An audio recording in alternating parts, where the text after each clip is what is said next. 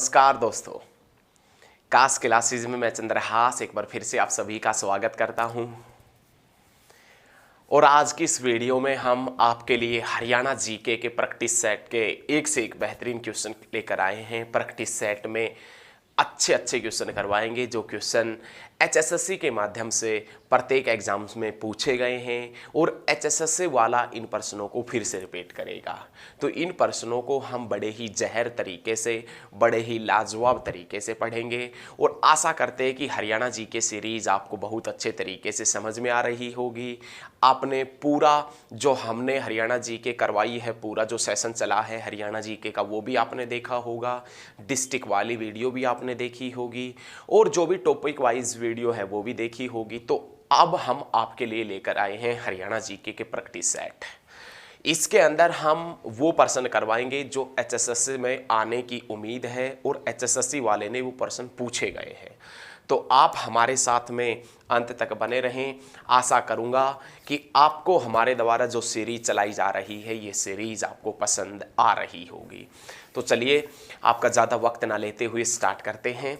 आज का हमारा जो पहला क्वेश्चन है ये है, गोहाना के किले का निर्माण किसने करवाया था। ये प्रश्न आपको आता होगा, लेकिन इस प्रश्न से और प्रश्न आपने कैसे बनाने हैं और प्रश्न कैसे इंक्लूड करने हैं वो देखें। ये पहला क्वेश्चन है कि जो गोहाना है, जो गोहाना सोनीपत में पड़ता है, इस गोहाना के किले का निर्माण किसने करवाया था। तो आप बताएंगे गोहाना के किले का निर्माण करवाया था पृथ्वीराज चौहान ने। पृथ्वीराज चौहान ने ये गोहाना, जिसका पुराना नाम है गबन गोहाना या गौधवाना, गबन गोहाना अथवा गौधवाना, किसका पुराना नाम है। तो आप बताएंगे गोहाना का। गोहाना का नामकरण किसने किया था? पृथ्वीराज चौहान ने। गोहाना का किला भी किसने बनवाया था? पृथ्वीराज चौहान ने। लेकिन यहां से क्वेश्चन पूछा जाता है, हरियाणा के कौन से शहर के मंदिरों में, हरियाणा के कौन से शहर के मंदिरों में पूजा करने वाले लोगों को बंदी बनाकर, हरियाणा के कौन से शहर के मंदिरों में पूजा करने वाले लोगों को बंदी बनाकर फिरोज शाह तुगलक ने उनकी हत्या करवा दी थी। तो आप बताएंगे गोहाना के मंदिरों में पूजा करने वाले लोगों को बंदी बनाकर। ठीक है, क्वेश्चन सेकंड ये बनेगा कि फिरोज शाह तुगलक का विरोध कौन से शहर के निवासियों ने किया था। तो आप बताएंगे गोहाना के निवासियों ने फिरोज शाह तुगलक का विरोध किया था। गोहाना का किला पृथ्वीराज चौहान ने बनवाया था। एक तरावड़ी पड़ता है, तरावड़ी करनाल के अंदर, तरावड़ी का किला पृथ्वीराज चौहान ने बनवाया था। एक हांसी पड़ता है जिसमें नाम आता है हांसी, पुराना नाम आसी, और हांसी आसीगढ़ का किला किसने बनवाया था? पृथ्वीराज चौहान ने। पृथ्वीराज चौहान से संबंधित अभिलेख कहां से मिले हैं? तो आप बताएंगे आसीगढ़ से, हांसी से पृथ्वीराज चौहान के अभिलेख मिले हैं। तो प्यारे स्टूडेंटों ये याद रखना है, आसीगढ़ का किला, तरावड़ी का किला और गोहाना का किला पृथ्वीराज चौहान ने बनवाया था। पृथ्वीराज चौहान जिसका दरबारी कवि चंद्रबरदाई था, ये पृथ्वीराज चौहान है जिसका दरबारी कवि कौन हुआ करता था। तो आप बताएंगे चंद्रबरदाई।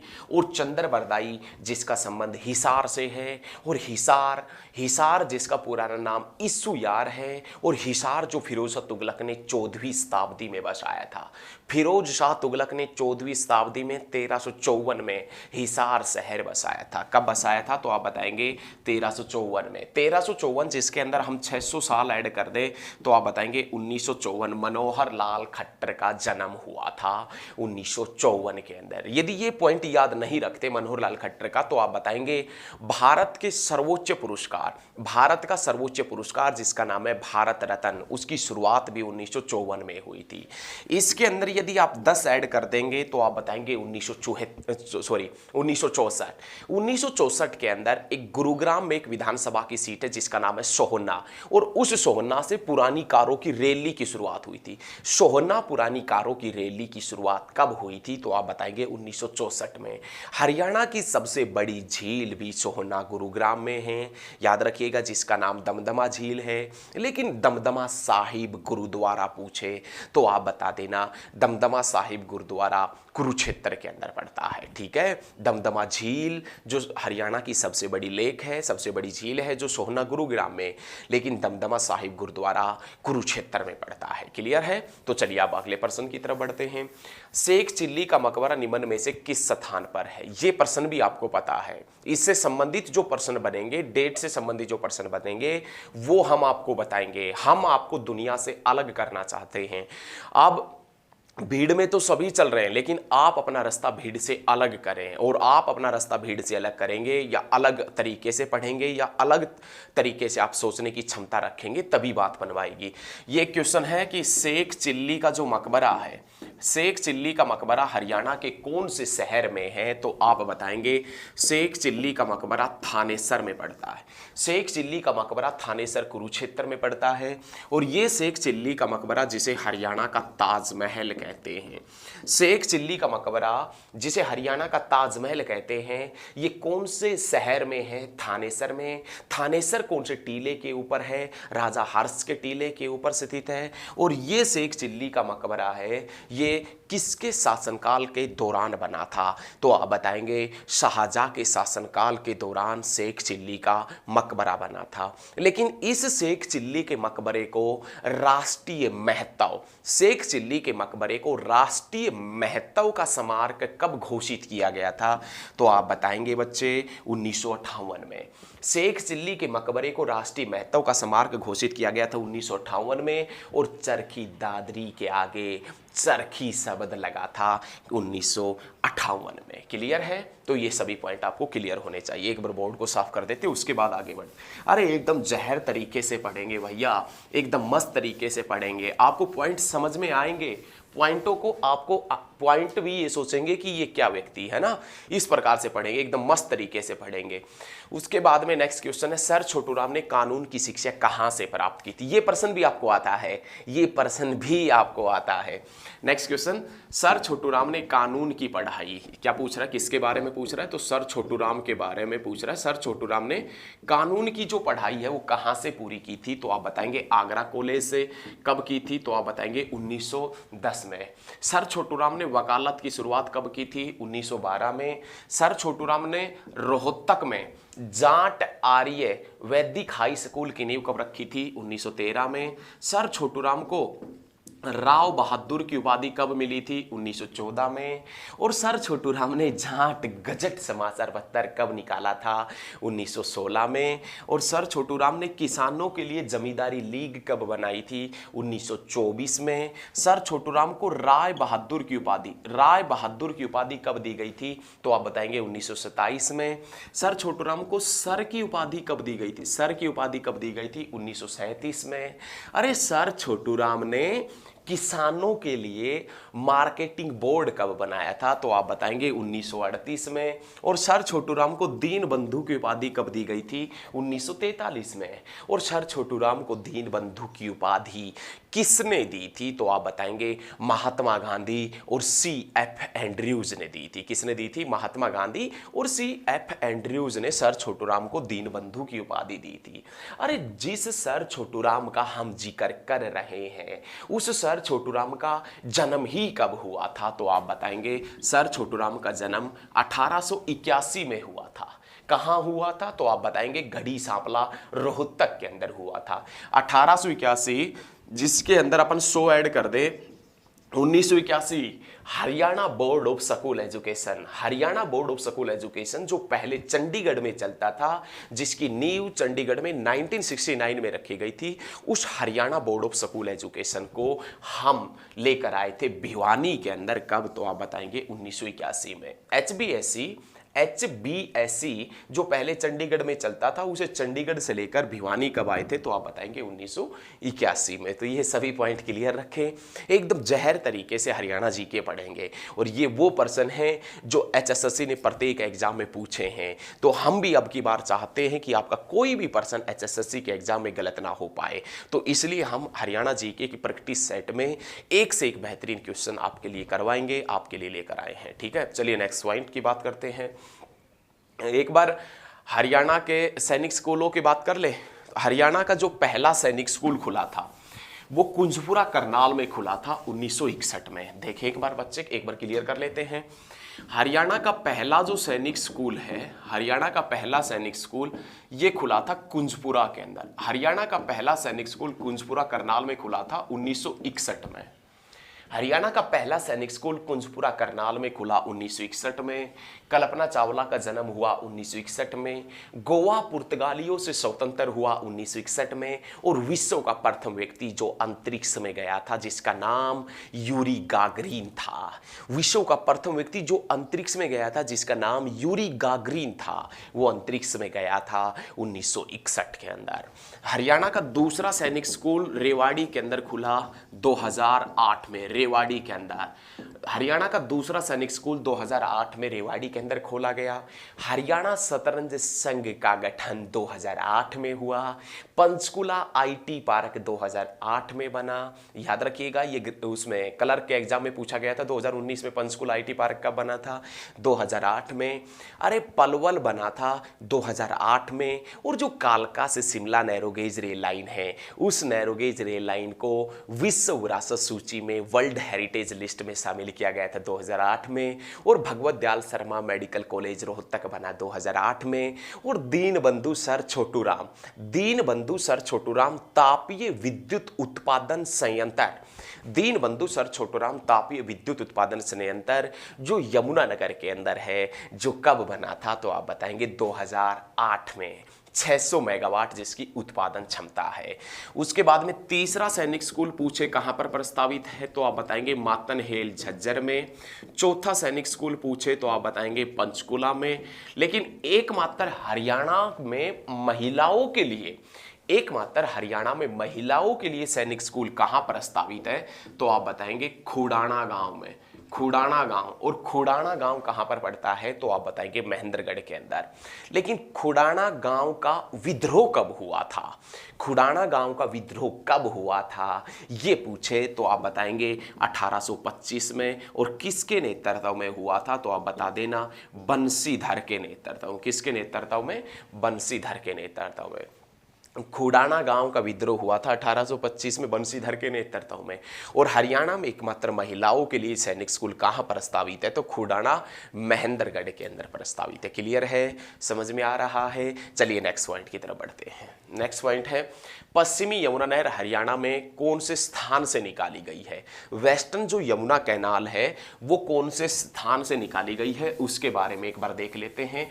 हरियाणा की जो सबसे पुरानी, हरियाणा की सबसे पुरानी और सुप्रसिद्ध नहर, हरियाणा की सबसे पुरानी और सुप्रसिद्ध नहर जिसका नाम पश्चिमी यमुना नहर है।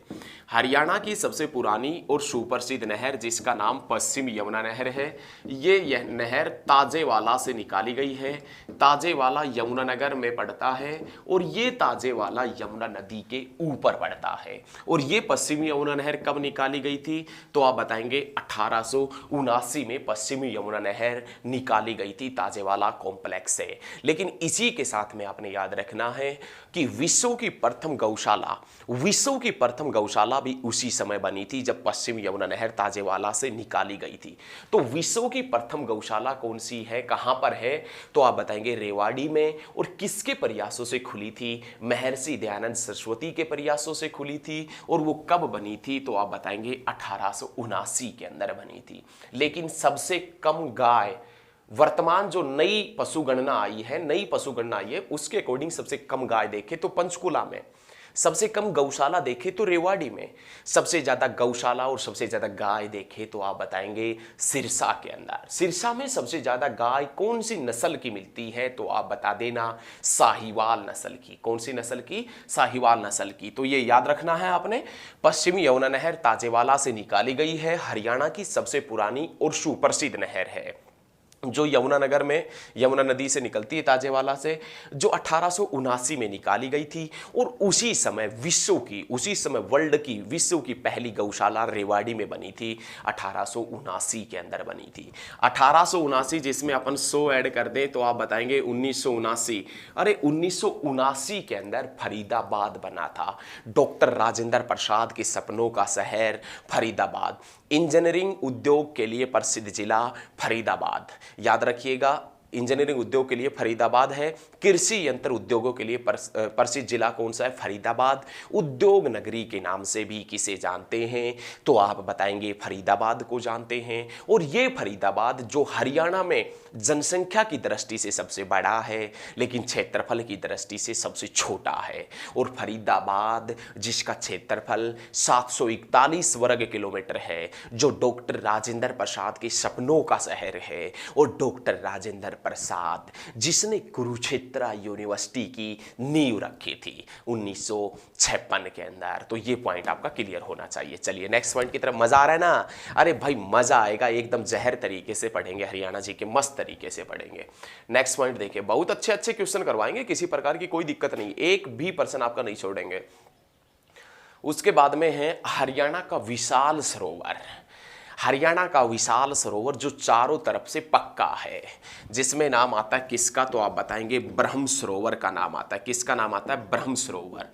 ब्रह्म सरोवर के बारे में वामन पुराण में कहा गया है कि ये सरोवर जो है, ब्रह्म सरोवर, वामन पुराण में कहा गया है कि राजा कुरु ने बनवाया था ब्रह्म सरोवर। और इस सरोवर का वर्णन किताब उल हिंद, किताब उल हिंद में भी मिलता है। किताब उल हिंद, या जिसका दूसरा नाम है तहकीक ए हिंद, इस सरोवर का वर्णन किताब उल हिंद या तहकीक ए हिंद में भी मिलता है। और ये जो सरोवर है इसका वर्णन इस पुस्तक में मिल रहा है, किताब उल हिंद में। ये किताब उल हिंद अलबरूनी ने लिखी थी। अलबरूनी किसके साथ में आया था? तो आप बताएंगे महमूद गजनवी के साथ में आया था। और महमूद गजनवी ने थानेसर के ऊपर 1009 और 1014 में आक्रमण किया था।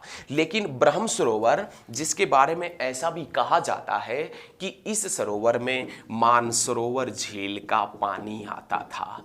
इस सरोवर में मानसरोवर झील का पानी आता था। मानसरोवर झील कहाँ है? तिब्बत में। तिब्बत पर अधिकार कौन सा देश जताता है? चीन। चीन की राजधानी क्या है? बीजिंग। और 2008 के बीजिंग ओलंपिक में प्रसिद्ध मुक्केबाज विजेंदर सिंह कांस्य पदक जीत कर आया था। ऐसा भारत के इतिहास में पहली बार हुआ था जब किसी व्यक्ति ने बॉक्सिंग में कोई पदक जीता हो जिसका नाम विजेंदर सिंह था। विजेंदर सिंह जिसका संबंध भिवानी से है, और बॉक्सिंग का पावर हाउस भी भिवानी को कहते हैं, मिनी क्यूबा भी भिवानी को कहते हैं, धर्मार्थ न्यासों का शहर भी भिवानी को कहते हैं, the city of war heroes भी भिवानी को कहते हैं, हरियाणा की काशी भी भिवानी को कहते हैं। तो ये सभी पॉइंट याद रखिए। बीजिंग ओलंपिक में विजेंदर सिंह बॉक्सर जीत कर आया 2008 में, और अगले ही साल 2009 में इसे राजीव गांधी खेल रत्न पुरस्कार से सम्मानित किया गया था विजेंदर सिंह को। तो ये सभी चीजें याद है ना? क्लियर रखिएगा। चलिए नेक्स्ट पॉइंट बनते हैं, आगे की तरफ बढ़ते हैं। आगे की तरफ जो क्वेश्चन है वो देखें। हरियाणा का सबसे बड़ा पशु फार्म कहाँ है? यही है ना, हरियाणा का सबसे बड़ा पशुधन फार्म। तो ये तो आप बता देंगे हिसार के अंदर है। हरियाणा का सबसे बड़ा पशुधन फार्म कहाँ पर पड़ता है? हिसार में। लेकिन अब अगला जो क्वेश्चन आएगा वो क्वेश्चन बेहतरीन है। वो क्वेश्चन कौन सा है? एक बार देखें। हरियाणा में तोमर राजा द्वारा निम्नलिखित में से क्या बनवाया गया था? तो तोमर वंश के राजा हुआ करते थे सूरजपाल। तोमर वंश के राजा हुआ करते थे सूरजपाल, जिसने सूरज कुंड बनवाया था। जिसने क्या बनवाया था? सूरज कुंड। लेकिन इस सूरज कुंड को पहले किस नाम से जानते थे? तो आप बताएंगे मयूर झील के नाम से जाना जाता था। सूरज कुंड कहाँ है? तो आप बता देंगे फरीदाबाद में। सूरज कुंड का मेला कहाँ लगता है? तो आप बता देंगे फरीदाबाद में। लेकिन सूरज कुंड गुरुद्वारा कहाँ है? तो आप बता देंगे अंबाला कैंट के अंदर सूरज कुंड गुरुद्वारा पड़ता है। सूरजपाल ने सूरज कुंड बनवाया। सूरज कुंड जो पहले मयूर झील के नाम से जाना जाता था। पूरे भारत का जो प्रसिद्ध मेला है सूरज कुंड, ये फरीदाबाद में लगता है। सूरज कुंड का मेला पहली बार कब लगा था? तो आप बताएंगे 1987 में। बुढ़ापा पेंशन की शुरुआत कब हुई थी? 1987 में। अरे श्री कृष्ण संग्रहालय कुरुक्षेत्र में कब बना था? 1987 में। लेकिन अगले प्रश्न की तरफ यदि हम बढ़ते हैं तो क्वेश्चन आता है सूरज कुंड मेले में प्रथम फोकस कंट्री के रूप में, प्रथम फोकस जो कंट्री है उसमें फोकस कंट्री के रूप में कौन सा देश आया था 2009 में?